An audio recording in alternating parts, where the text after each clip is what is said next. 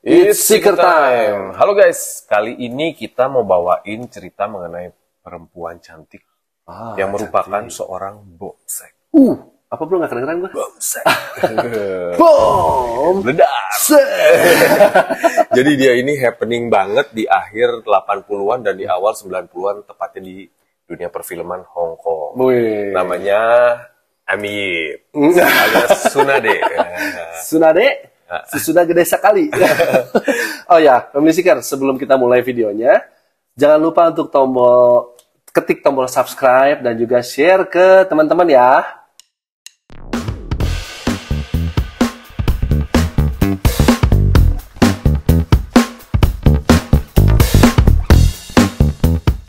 Di dalam dunia sinema Hong Kong, istilah bomseks ini atau seorang perempuan yang menjadi seks simbol sebenarnya merupakan hal yang tidak umum.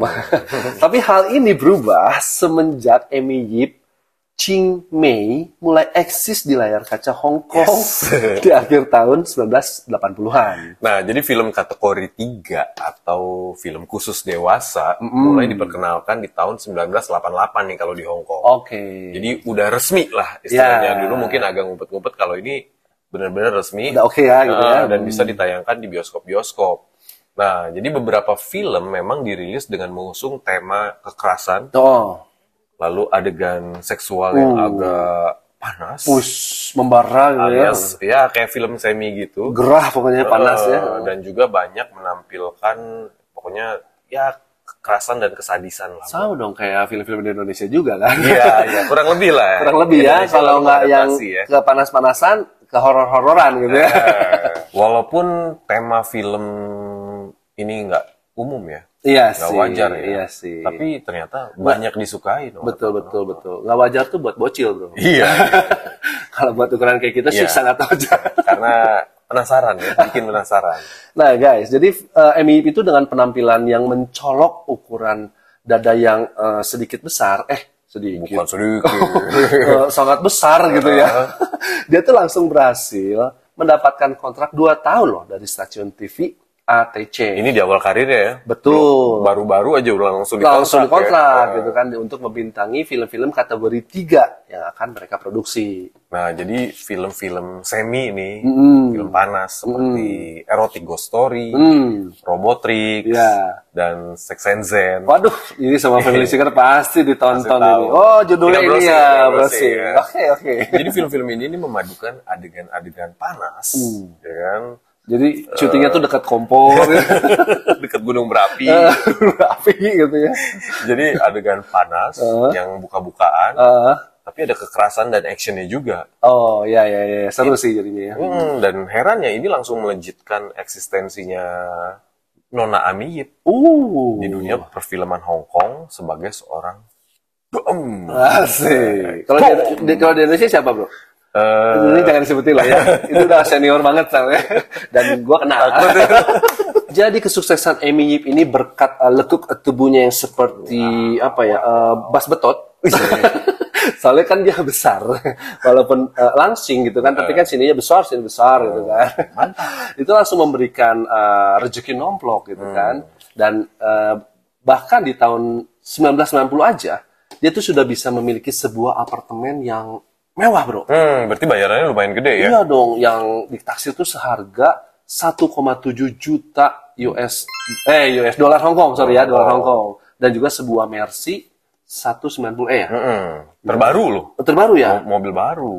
Padahal dia cuma dikontrak 2 tahun ya? Iya, baru 2 tahun berkarir. Baru 2 tahun. Ya. Hebat ya, karena bayarannya lumayan besar berarti kan. Iya. Buat berani mempertunjukkan lekuk tubuh ya. Betul. Nah, jadi sejak mulai eksis di dunia entertainment Hong Kong, foto-foto Amy Yip ini langsung banyak menghiasi cover-cover majalah. Oh, dan juga gua tahu pasti cover majalah itu ada nempel di dinding kamar lo ya. Ya kan? Aku kalau nggak ada yang nyopot. Dan juga surat kabar gosip yang ada di Hong Kong guys. Nah, jadi karena bikin heboh, semua orang tuh ingin lihat ya, ingin punya gitu kan. Majalah mah murah. Iya. Sobekin tempel. Pengalaman ya. Pengalaman. Nah, tentunya berkat kemontokan dada Amy Yip ini ya. Jadi dia ngakuin kalau asetnya dia ini asli, guys. Asli? Asli, ori. Tapi gue sih percaya mungkin tahun segitu masih jarang ya. Jarang jadi sih, bukan gitu, hasil operasian kayak di Thailand Lu udah atau di Korea. pernah ngetes asli pegang? Belum kesampaian. Belum sampean. Lu pernah ya kayaknya? Belum juga.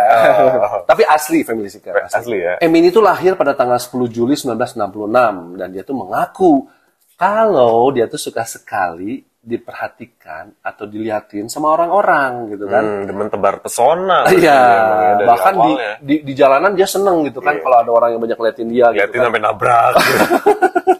Nabrak sampai kejebur got. Liatin gitu kan. begini, bro. Nabrak kayak gitu kan. Nah, waktu itu juga dia kalau keluar rumah tuh dia seneng pakai baju-baju seksi gitu kan sambil melihatkan lekuk tubuhnya dia dan kebesarannya dia gitu ya. Jadi sejak umur dia 15 dia tuh seneng kalau ada orang yang liatin dia, perhatiin gitu ya, kayak memandangi gitu. Nah, apa yang ngeliatin? Hal itu membuatnya senang, guys. Bahkan kalau di jalan nih, misalkan dia lagi di jalan, ternyata gue kok kurang diperhatiin, kurang dilirik atau kurang diliatin orang, langsung buka dia. Kan masih ada dalamnya nih, dia pakai 2 rangkap gitu. Nah, jadi dia tuh pulang, dia langsung berkaca. Dia ngeliat apa yang salah. Oh iya, gitu-gitu ya. Atau dia langsung ganti baju sama baju yang lebih seksi. Oh, mantap ya. Jadi biar orang langsung lihat ya kan. Betul-betul. Nah, jadi ternyata bagi Emi sendiri, tatapan orang ke dia itu menurut dia tuh bukan masalah. Iya. Walaupun karena orang melihat karena keseksiannya itu buat dia itu mah sebagai tanda kagum sama sosok dia sendiri. Betul. Ya orang makin nata makin dalam dia makin suka. Ya memang prinsip dia tuh gini, bro. Fetis ya kayaknya. Prinsip dia tuh gini, ini kan keindahan yang sudah Tuhan berikan. Iya. Gitu kan? Melihat pemandangan yang begitu indah, harus dinikmati. Melihat gunung-gunung yang begitu indah, begitu pula melihat badanku. Gitu kan? Nah, sampai-sampai Family Seeker dia itu mengasuransikan. Nah, gue mau ngomong jadi dadanya gitu kan. Nanti gue yang survei, bro. Siap. Karena tuh dia sadar kalau dadanya itu adalah aset utamanya dia gitu kan. Jadi dia sukses karena dadanya. Dia sukses karena dada. Itu ntar judul thumbnail gitu, sukses karena dada. Tapi itu fakta. Ya kan? Nah, Emi sendiri tuh pernah bukan pernah, sebagai wanita Chinese Hong Kong pertama yang mengasuransikan dadanya. Dan dia tuh mengasuransikan senilai 250.000 US dollar yang ini ya. Nah, tapi memang nyatanya dibanding para artis film kategori 3 lainnya, yang maksudnya nunjukin atau alias telanjangnya benar-benar kelihatan aja. Nah, ternyata Emi ini sebenarnya nggak pernah benar-benar memperlihatkan seluruh. Oh, sebetulnya tuh memang dia nggak nude gitu ya? Jadi pakai angle, bro. Lu sebagai seorang ngerti. Yang pernah berkecimpung di dunia sinematografi pasti tahu lah. Tapi orang udah pikirannya travelingnya udah kemana-mana ya. Justru karena itu makin penasaran. Hebat lah Emi, hebat. Nah, jadi Emi tuh memang pakai angle-angle tertentu sengaja disimpan nih. Oh, disimpan. Di-keep gitu. Di-keep. Buat nanti-nanti. Siapa tahu next film selanjutnya agak lebih gimana gitu. Lebih hot gitu ya. Nah, dan bahkan adegan-adegan panas yang dia mainkan, biasanya tuh shootnya angle-nya dari belakang. Atau dari samping. Jadi bahkan dia kadang-kadang pakai pakaian-pakaian yang merawang. Ternyata di dalamnya tuh pakai stocking body. Yang penting belakangnya dia seperti kelihatan telanjang gitu. Nah, akal-akalan lah. Hebat loh dia tahun segitu ya udah. Iya, udah keren ya. Udah keren. Jadi si Emi nggak pernah benar-benar memperlihatkan seluruh tubuhnya, bro. Nah, ini disebut juga sebagai yiptis atau godaan yip. Jadi menggoda karena agak kelihatan setengah-setengah sedikit, jadi orang makin penasaran. Ya betul juga sih. Mungkin kalau yang seperti itu jadi makin penasaran tuh betul sekali. Nah, ternyata memang benar istilah yiptis ini memang sebuah skenario, guys. Kayak yang gue bilang tadi. Jadi penonton akan penasaran, makin penasaran, berharap di film selanjutnya akan lebih kelihatan.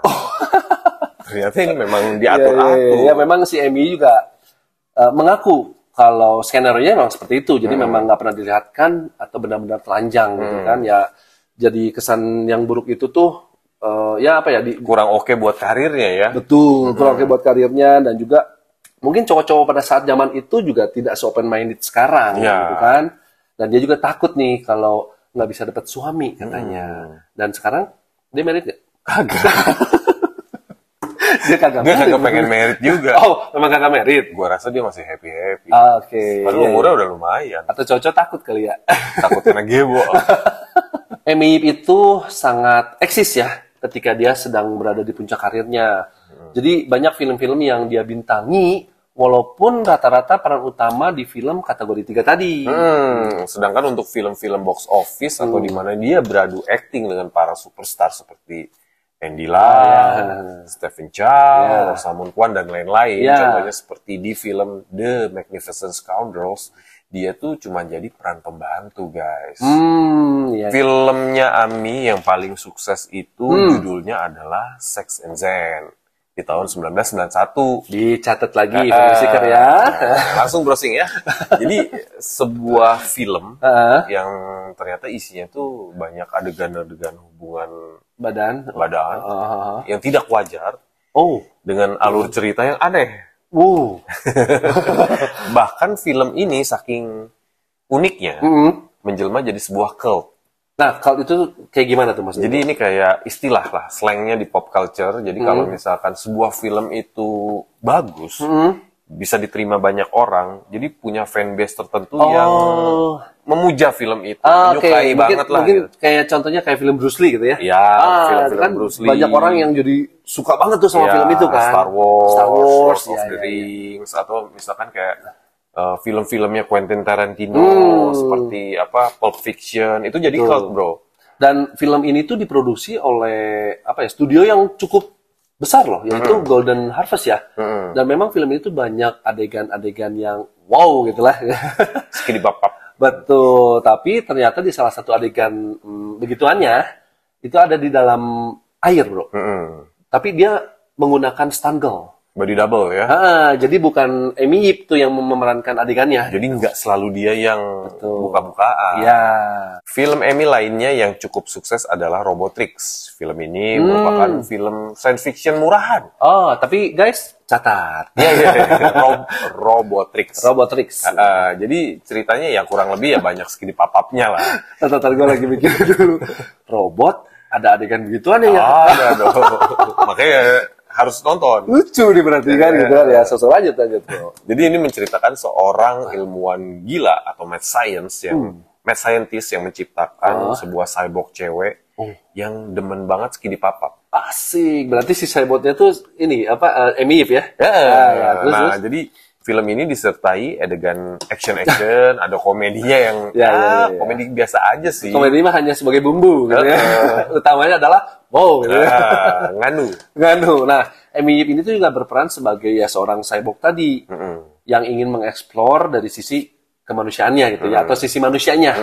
Nah, ketika dia sedang mengejar penjahat, dan dia tuh nyamar tuh sebagai pelacur gitu kan untuk menjerat sang penjahat. Nah, karena dia tuh kan setengah robot, alias dia tuh nggak capek kalau dia sedang skidi papap gitu kan. Tapi dia malah ketagihan, guys. Awalnya niatnya mau explore kan. Explore dan ngejerat penjahatnya. Nyamar jadi pelacur. Berarti ada yang ini nganu terus gitu. Nganu terus. Nah, pokoknya itulah guys, tonton aja. Ini robot yang maniak berarti. Pokoknya kacau aja. Tonton ya guys. Nonton. Robotrix. Setelah banyak memerankan film-film kategori 3, ini akhirnya capek juga lah. Apalagi Robotrix tadi. Gondal gandul ya kan. Ya. Akhirnya dia pengen ikut berperan di film yang lebih serius, lebih berbobot. Drama berarti ya, yang tidak ada quick-quicknya gitu ya. Awalnya. Akhirnya dia ikut nih di sebuah film yang berjudul apa coba judulnya? To Be Number One. Ini Terus? ternyata filmnya drama gangster sih. Di tahun 91 dan juga Queen of Underworld. Katanya sih ini film favoritnya Amy, yang Queen of Underworld ya. Tapi ternyata di film ini juga tetap sih ada adegan adegan hotnya, hotnya berarti dan juga kekerasan. Ya emang ini mau ada ciri khasnya Amy lah ya, gimana lagi ya guys. Iya, betul. Jadi Family Seeker walaupun Amy ini di layar tancap sering berbuat atau apa ya, yang bikin gas, bikin kehebohan gitu ya. Tapi ternyata di kehidupan pribadinya tuh dia hanya manusia biasa saja gitu kan, yang nggak gimana-gimana gitu, kayak nggak di film-filmnya gitu, yang maniak gitu maksudnya. Dan dia sih memang nggak pernah sampai married. Nah, tapi dia punya pacar. Punya pacar. Nama pacarnya siapa? Dokter Semi Sek Chiu Lui. Pokoknya harus ada seknya ya. Ya harus ada seknya gitu. Tetap ya. Tetap ya. Wajib ya. Wajib. Jadi mereka tuh kenal dari tahun 92 dan nggak pernah married, akhirnya pacaran aja. Oh, tapi cukup lama pacarannya? Cukup lama. Akhirnya si Dokter Semi ini meninggal di tahun 2018 karena nggak kuat. Karena kena hantem. Bukan, bro. Atau dia tak bisa nafas. Ketutup, bro. Salah semua. Karena serangan jantung. Iya. Jadi dia mau pergi ke Amrik. Di pesawat itu dia kena serangan jantung. Aduh. Jadi bukan di ranjang. Bukan di ranjang pesawat juga. Bukan. Ya. Amy juga mengakui kalau dia itu nggak mau menikah ataupun memiliki anak karena dia udah menikmati kehidupan yang sekarang. Iya. Nah, akhirnya Amy itu mundur dari dunia hiburan ya di tahun 1997 dan dia bilang sih kalau dia sudah tidak tertarik lagi untuk comeback menjadi artis panas. Gitu. Kenapa? Karena dia sudah burayu tuh. Alias sudah kendor semuanya gitu. Jadi udah nggak ada yang bisa dijual. Iya betul. Takutnya orang yang nonton malah muntah. Gitu. Jadi dia tuh nggak sesemok dulu yang pastinya ya guys. Ya. Karena usianya sekarang udah 57. Oh iya. Apa kalian masih ada yang tertarik? Masih penasaran Amy kayak gimana umur 25? Oh. Kan dia waktu itu waktu lagi hot-hotnya di umur 25 tuh. Oh, 25. Bunga tuh lagi mekar-mekarnya gitu ya. Jadi kalau kalian penasaran, ya nonton film-filmnya. Iya. Tapi gue rasa sih Family Seeker udah pada nonton lah ya. Udah lah ya. Soalnya ini juga requestan Family Seeker pas kita live kemarin. Iya, pas live kemarin nih Family Seeker nih yang minta nih. Nah, kalau kalian suka sama cerita kita kali ini, jangan lupa kalian bantu coret-coret di komen ya. Iya, betul. Ada ide mengenai bom seks. Oh, jangan ya. Tapi boleh sih. Boleh ya. Ya udahlah guys, pokoknya apapun itu kita doakan yang terbaik buat Amy Yip di semoga di masa panjang, pensiunnya ya. Semoga panjang umur ya. Dan juga makin hot. sehat selalu ya kan. Makin hot kesehatannya. Oke, it's a wrap. Bungkus.